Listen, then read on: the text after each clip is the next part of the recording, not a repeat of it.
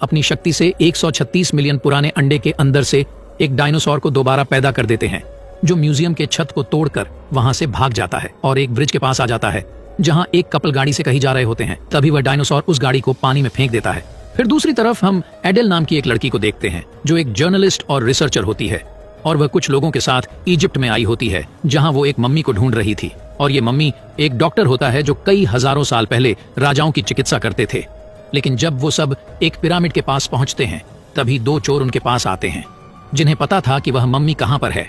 तब वह एडेल को उस जगह पर ले जाते हैं और एडेल अपनी नॉलेज से वहां पर एक खुफिया दरवाजा खोलती है, जिसके बाद सभी लोग अंदर जाते हैं और देखते हैं कि वहां पर बहुत सारा खजाना पड़ा हुआ है। तब वो दोनों चोर खजाने के ऊपर टूट पड़ते हैं, लेकिन तभी वो दोनों लालच की वजह से नीचे गिरकर मारे जाते हैं। जिसके बाद एडेल अपने आदमियों से कहकर उस ताबूत को बाहर निकालती है और उसको खोलने पर सच में उसके अंदर उस डॉक्टर का मम्मी होता है, जो एडेल को चाहिए थी। लेकिन तभी एक प्रोफेसर कुछ आदमियों के साथ वहां पर आ जाता है, जो एडेल को पहले से ही जानता था। इसलिए वह उससे पूछता है कि तुम यहाँ पर क्या कर रही हो। जिस पर एडेल कहती है कि मैं इस डॉक्टर की मम्मी को अपने साथ ले जाना चाहती हूँ, क्योंकि मेरी बहन बहुत बीमार है और उसकी बीमारी का इलाज किसी के भी पास नहीं है। इसलिए मैं चाहती हूँ कि ये मम्मी मेरी बहन का इलाज करे। तब ये सुनकर वह प्रोफेसर हैरान हो जाता है और कहता है कि कोई मरा हुआ इंसान किसी का इलाज कैसे कर सकता है। तब एडेल बताती है कि अभी भी इस दुनिया में एक साइंटिस्ट है जो मरे हुए लोगों को जिंदा कर सकते हैं, और वो प्रोफेसर उस साइंटिस्ट को जानता था। इसीलिए वह कहता है कि वो साइंटिस्ट अब बहुत बूढ़ा हो चुका है और वह किसी को जिंदा नहीं कर सकता, जिसे कहकर वह अपने आदमियों से एडेल को बंदी बनाने के लिए कहता है। लेकिन तभी एडेल उसके ऊपर हमला करती है और बड़ी चालाकी से उस ताबूत को लेकर पानी के रास्ते वहां से निकल जाती है। और वहीं दूसरी तरफ उसी बिजनेसमैन को देखते हैं, जो पुलिस के पास जाकर कहता है कि मैंने ब्रिज के पास एक उड़ते हुए डायनासोर को देखा था, जो म्यूजियम से निकला था। लेकिन पुलिस उसकी बातों पर यकीन नहीं करते और उन्हें लगता है कि इसने रात को दारू पी थी, इसीलिए वो उसे जेल में बंद कर देते हैं।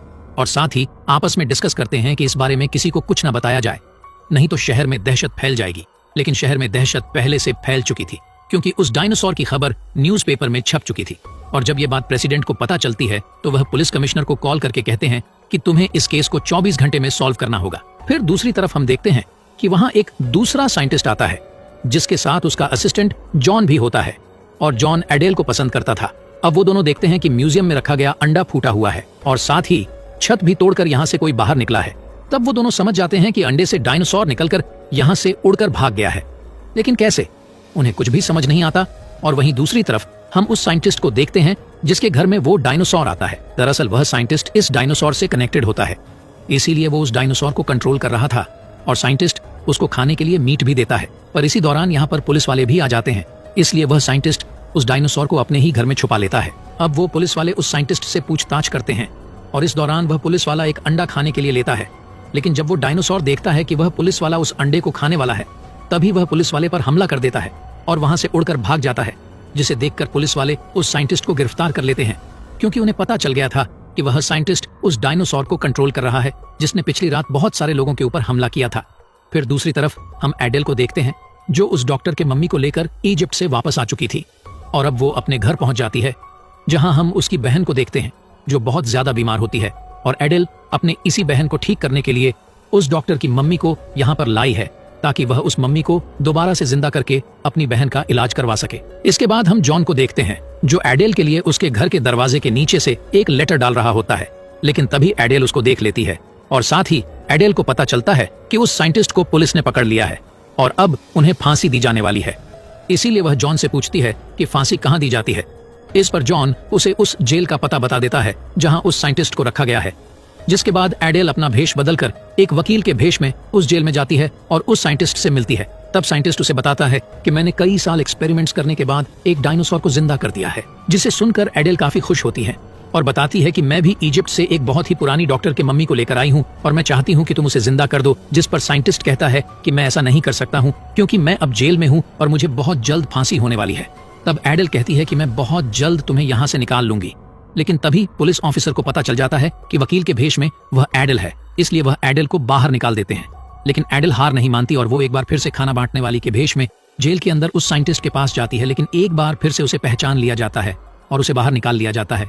पर एडेल इतनी जल्दी हार नहीं मानने वाली थी, इसीलिए वह कई बार भेष बदलती है और जेल के अंदर जाती है। लेकिन हर बार उसे पहचान कर जेल से बाहर निकाल दिया जाता है। लेकिन आखिर में जब वह एक जेलर के रूप में जाती है तो उसे कोई पहचान नहीं पाता और वह साइंटिस्ट के शेल में पहुंच जाती है, पर वह साइंटिस्ट वहां पर नहीं था। तब एडेल दूसरे कैदी को पूछती है कि साइंटिस्ट कहां पर है, जिस पर वह बताता है कि साइंटिस्ट को दूसरे जेल में शिफ्ट कर दिया गया है क्योंकि कल उनकी फांसी होने वाली है, जिसे सुनकर वह काफी परेशान हो जाती है। फिर वह उस साइंटिस्ट को बचाने के लिए प्रेसिडेंट के पास जाती है और उनसे रिक्वेस्ट करती है कि प्लीज आप उस साइंटिस्ट को छोड़ दीजिए क्योंकि मुझे उनकी बहुत जरूरत है, जिस पर प्रेसिडेंट कहते हैं कि मैं जरूर इस बात पर सोचूंगा। और तभी एडेल देखती है कि वहां महल के ऊपर छत में वही डायनासोर बैठा हुआ है और अब वो प्रेसिडेंट के ऊपर हमला करने ही वाला होता है कि तभी एडेल कूदकर उन्हें बचा लेती है। लेकिन प्रेसिडेंट के सभी सिक्योरिटी गार्ड्स को लगता है कि एडेल ने प्रेसिडेंट के ऊपर हमला किया है, इसलिए वो उसे पकड़कर बाहर ले जाते हैं। और दूसरी तरफ जॉन को देखते हैं, जो अपने साइंटिस्ट को बताते हैं कि वो रोज उड़ने वाले डायनासोर को खाना खिलाता है ताकि वह दूसरे लोगों के ऊपर हमला ना करे। और अब डायनासोर को भी इसकी आदत पड़ चुकी थी, इसीलिए वह हर रोज खाना खाने के लिए यहीं पर आता है। तब साइंटिस्ट को जॉन का ये काम बहुत अच्छा लगता है। फिर दूसरी तरफ हम एडेल को देखते हैं, जो नहाते हुए जॉन के दिए गए लेटर को पढ़ती है, जिस पर जॉन ने लिखा था कि उसे पता है कि डायनासोर कहां पर है, इसलिए वह तुरंत जॉन के पास जाती है और जॉन एडेल को डायनासोर के पास ले जाता है।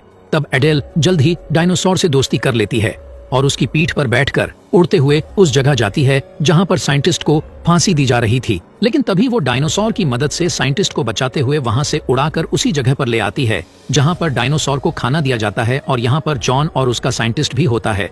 फिर वो सभी बात कर ही रहे थे कि तभी यहाँ पर एक पुलिस ऑफिसर आता है जिसे डायनासोर को मारने का काम दिया गया था और वो डायनासोर को गोली मार देता है, जिससे उस साइंटिस्ट पर भी इसका असर होता है क्योंकि वो दोनों एक दूसरे से कनेक्टेड होते हैं, यानी दोनों में से किसी को भी चोट लगेगी तो दोनों को दर्द होगा।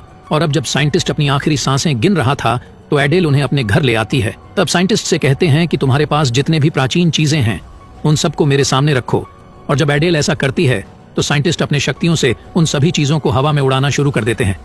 लेकिन कुछ ही देर बाद वो कुर्सी से नीचे गिर जाते हैं और उनकी वहीं पर मौत हो जाती है, जिससे दूसरी तरफ वह डायनासोर भी मारा जाता है। लेकिन साइंटिस्ट मरने से पहले अपना काम पूरा कर लिया था, जिससे अब वो मम्मी जिंदा हो गया था। और अब वो मम्मी एडेल के बहन के पास जाता है और उसे पूछता है कि इसे क्या हुआ है, जिस पर एडेल बताती है कि आज से 5 साल पहले जब मैं अपनी बहन के साथ टेनिस बॉल खेल रही थी तब टेनिस की बॉल उसके सर पर लग जाती है और वो नीचे गिर जाती है, जिस दौरान उसकी हेयर पिन निकलकर उसके सर के आर पार हो जाती है और तब से वह इसी तरह से है। क्या आप इसे ठीक कर सकते हो? जिस पर मम्मी कहता है कि मैं इसे ठीक नहीं कर सकता हूँ क्योंकि मैं डॉक्टर नहीं हूँ बल्कि एक न्यूक्लियर फिजिसिस्ट हूँ, और जब साइंटिस्ट ने मुझे जिंदा किया तो आसपास जितनी भी मम्मीज है वह सब जिंदा हो गए होंगे।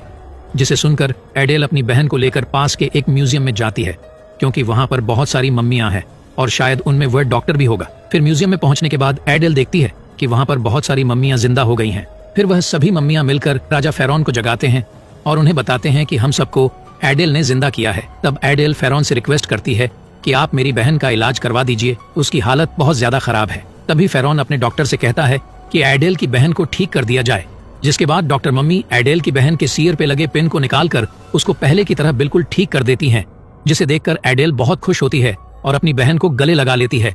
उसके बाद फेरौन अपनी मम्मी के साथ शहर में घूमने के लिए निकल जाता है।